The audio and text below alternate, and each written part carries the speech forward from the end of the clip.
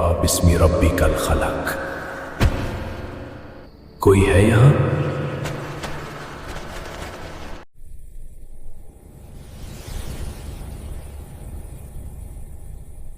دنیا کے بالکل آغاز میں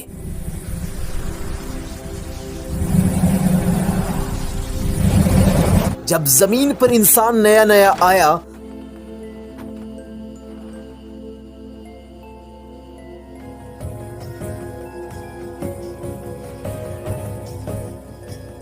اللہ نے حضرت آدم علیہ السلام کو حکم دیا کہ میرے لیے عبادت کا ایک گھر بنایا جائے. یہ گھر اسی جگہ بنایا گیا جہاں آج کعبہ موجود ہے.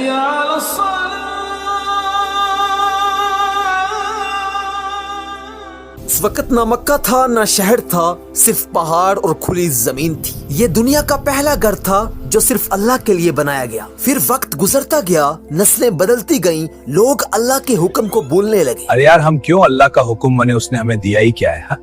کیوں بھائی لوگ، میں نے صحیح تو کہا نا؟ اسی دور میں حضرت نوح علیہ السلام کا طوفان آیا. اس طوفان میں پرانی عمارت زمین کے اندر چلی گئی.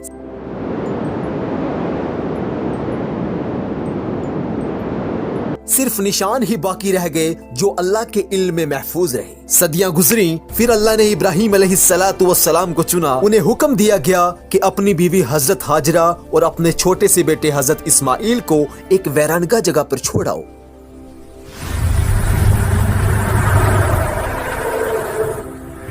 حضرت ابراہیم نے آگے سے کوئی سوال نہیں کیا اور فوراً حکم کو مانا. اور جب ان کو چھوڑ کر پلٹ رہے تھے اور حضرت ہاجرہ پوچھتی ہیں کیا یہ اللہ کا حکم ہے، تو جواب میں ہاں ملتے ہی وہ چپ ہو جاتی ہیں. اب یہ وہی جگہ تھی جہاں پہلے اللہ کا گھر تھا. جب یہاں پانی ختم ہوا تو حضرت ہاجرہ پریشان ہو گئی. وہ صفا اور مروہ کے درمیان دوڑتی رہیں. 7 مرتبہ دوڑنے کے بعد اللہ کے حکم سے حضرت اسماعیل کے قدم کے پاس سے زمزم کا پانی نکل آیا. اب یہیں سے زندگی دوبارہ شروع ہوئی. اب کچھ عرصے کے بعد اللہ تعالیٰ نے حضرت ابراہیم کو حکم دیا کہ میرے گھر کی بنیاد دوبارہ اٹھاؤ. حضرت ابراہیم واپس آئے. اس وقت حضرت اسماعیل بھی جوان ہو گئے تھے. حضرت ابراہیم اور حضرت اسماعیل نے مل کر پتھر اٹھائے، دیوار بناتے گئے اور اللہ کا گھر دوبارہ قائم ہو گیا. اسی وقت حجر اسود کو لگایا گیا اور اسی وقت طواف اور حج کا طریقہ مقرر ہوا. لیکن پھر وقت نے کروٹ لی. حضرت ابراہیم علیہ السلام کے بعد لوگ دھیرے دھیرے گمراہ ہوتے چلے گئے. بت بنائے گئے.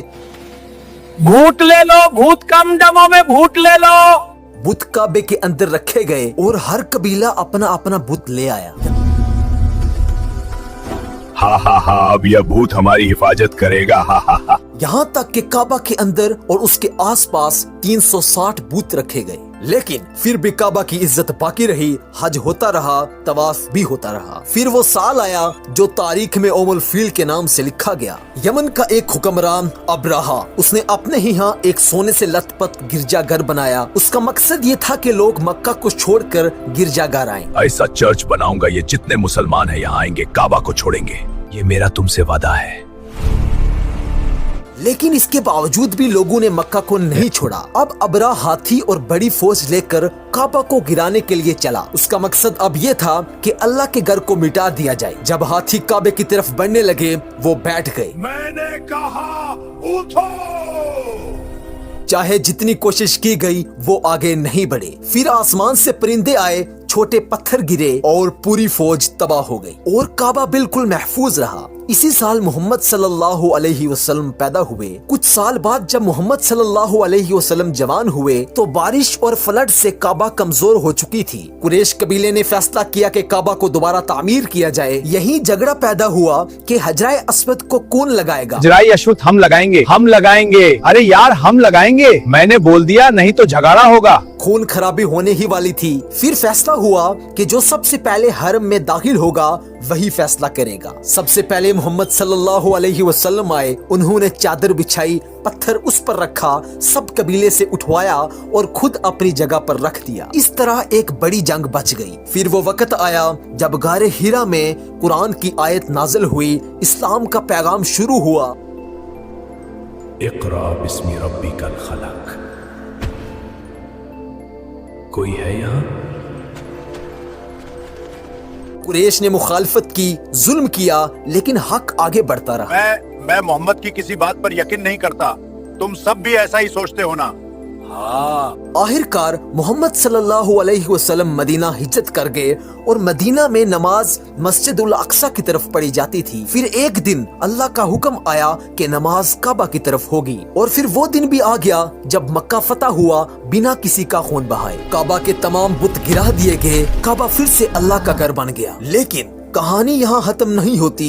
नबी के बाद मुसलमानों के दरमियान इख्तलाफ हुआ, मक्का पर हमले हुए, पत्थर बरसाए गए, काबा को जलाया गया, फिर दोबारा बनाया गया, फिर दोबारा गिरा और फिर दोबारा उठाया गया। फिर वो वक्त आया जब करमतियों ने हज के दौरान हमला किया, हजारों लोग कत्ल हुए, हजरा अस्वद उठाकर ले जाया गया, काबा खामोश खड़ा रहा। 20 साल बाद हजरा अस्वद वापस आया, टूटा हुआ लेकिन वापस। सदियां गुजरती गईं, फ्लड आए, बादशाह बदले, जंगें होती रहीं, लेकिन काबा कायम रहा। यहाँ तक कि मॉडर्न दौर में भी हरम पर कब्जे हुए, गोलियां चली, लेकिन अल्लाह का घर महफूज रहा, क्योंकि ये पत्थरों का घर नहीं, ये अल्लाह का घर है और अल्लाह अपने घर की हिफाजत खुद करता है। अगर आज की डॉक्यूमेंट्री ने आपको सोचने पर मजबूर किया हो, अगर आपने इसमें कुछ नया महसूस किया हो, तो इस सफर को यहीं तक खत्म ना होने दें। हमारे इस YouTube चैनल को सब्सक्राइब कर लें, क्योंकि हम हर संडे शाम 5 से 6 बजे लेकर आते हैं एक नई डॉक्यूमेंट्री सिर्फ आपके लिए।